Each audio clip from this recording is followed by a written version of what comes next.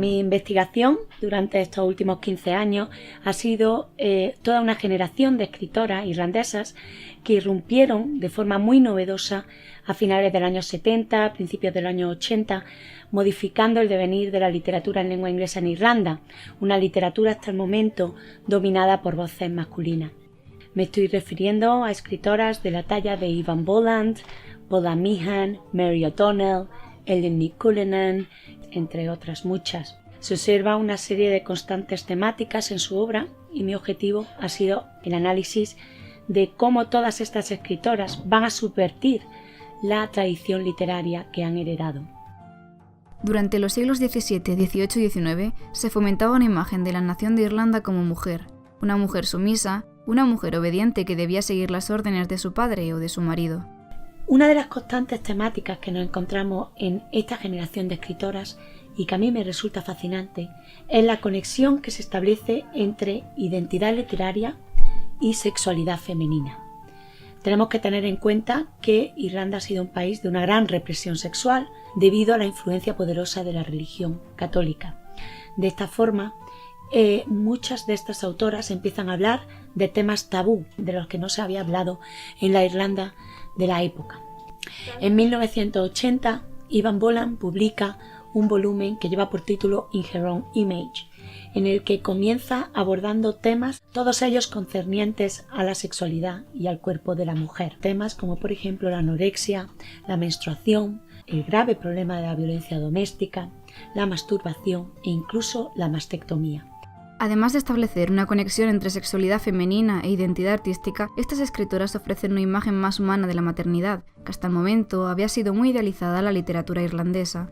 Esta investigación que he llevado a cabo se ha derivado a lo largo de estos últimos años en mi interés por estudiar manifestaciones culturales de la llamada otredad en Irlanda, cómo todo lo que no se ajusta al canon del orden masculino puede quedar relegado a los márgenes. A tal fin he publicado 2 libros al respecto.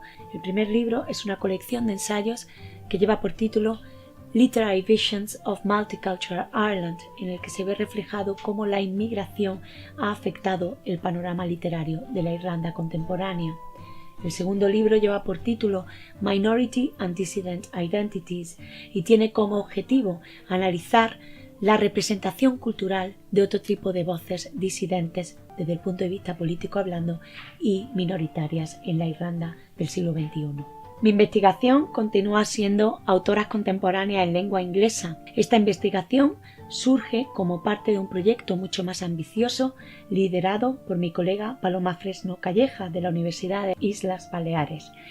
Cada una de nosotras nos encargamos de un contexto histórico y geográfico concreto y fundamentalmente lo que hacemos es analizar novelas de bestseller escritas por mujeres y dirigidas a un ambiente, a un público fundamentalmente femenino. Aunque aparentemente estas novelas ofrecen una imagen muy transgresora de la mujer del siglo XXI, nuestro objetivo fundamental es demostrar precisamente lo contrario. En estas novelas se perpetúan, debido a patrones comerciales muy marcados, una serie de convencionalismos de tinte ideológico patriarcal y también neocolonial. Por otra parte, se mantienen muchos mitos exóticos de la antigua colonia del Imperio Británico que era Irlanda, con lo cual, aunque a primera vista son novelas muy transgresoras, en el fondo no lo son tanto. Dado mi interés por cuestiones de género y por Irlanda, fundé en diciembre del año 2015, junto con otros colegas del departamento, la profesora Hidalgo Tenorio y el profesor José Ruiz Mas, el Centro de Estudios Irlandeses. Estamos financiados por la Asociación Europea de Centros de Estudios Irlandeses. A tal fin, todos los años organizamos unas jornadas internacionales de Irlanda.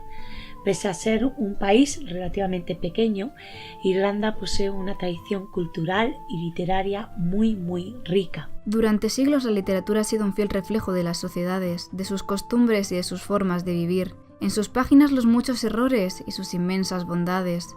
El tiempo pasa y Confucio parece no equivocarse, y es que un pueblo que no conoce su historia está condenado a repetirla. Estudiar sus escritos es la única forma de descubrir de dónde venimos, pero sobre todo, hacia dónde vamos, de arreglar los males del mañana antes de que otras páginas lo cuenten en pasado.